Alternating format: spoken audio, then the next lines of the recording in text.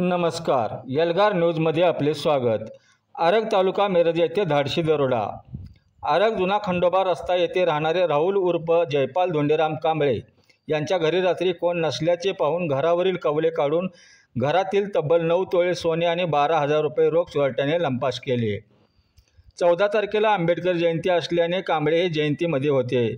याचाच गैरफायदा घेऊन चोरट्याने हा प्रकार केला.